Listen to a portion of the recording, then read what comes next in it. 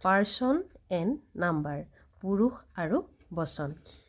আমি কথা কওঁতে মই আমি তুমি তোমালোক তই তহঁত সি তাই তেওঁলোক আদি শব্দবোৰ ব্যৱহাৰ কৰোঁ ব্যাকৰণত এইবোৰ শব্দক কেইটামান পাৰ্চন বা পুৰুষত ভগোৱা হৈছে এতিয়া পাৰ্চন তিনিটা ফাৰ্ষ্ট পাৰ্চন ছেকেণ্ড পাৰ্চন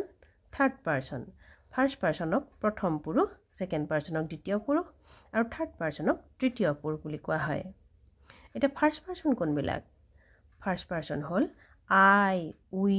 মাই আৱাৰ মি মাইন আছ এইকেইটা হ'ল ফাৰ্ষ্ট পাৰ্চন ছেকেণ্ড পাৰ্চন হ'ল ইউ ইয়ৰ এইবিলাক হ'ল ছেকেণ্ড পাৰ্চন আৰু থাৰ্ড পাৰ্চন কোনবিলাক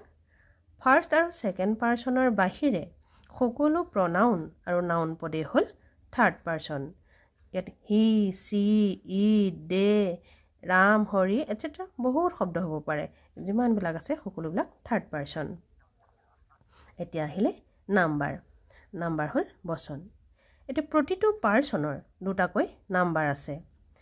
এক হ'ল ছিংগুলাৰ নাম্বাৰ একবচন আৰু দুই প্লুৰেল নাম্বাৰ বহু বচন এতিয়া মই তলত এখন চাৰ্ট দিছোঁ এইখনৰ পৰা আমি সহজে বুজিব পাৰিম এতিয়া পাৰ্চন পুৰুষ first person second person third person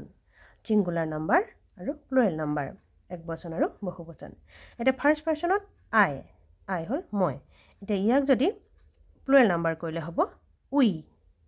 second পাৰ্চনত U মানে তুমি তই আপুনি হয় ইউক যদি প্লুৰেল নাম্বাৰ কৰোঁ ইউৱে হ'ব ইউ হ'লে তোমালোক তহঁত আপোনালোক আৰু থাৰ্ড পাৰ্চন হি হ'লে সি তেওঁ তেখেত চি মানে তাই তেওঁ তেখেতো হয় ইট এটচেট্ৰা এইবিলাক শব্দ হ'ল থাৰ্ড পাৰ্চন ইয়াক যদি হি চি ইট এইবিলাকক যদি আমি প্লুৰেল নাম্বাৰ কৰিলে কি হ'ব দে ঠিক তেনেকৈ ইট হ'লে ডিজ হ'ব বয় হ'লে বইজ গাৰ্লছ হ'লে গাৰ্লছ এটচেট্ৰা এইবিলাক হৈ যাব কি প্লুৰেল নাম্বাৰ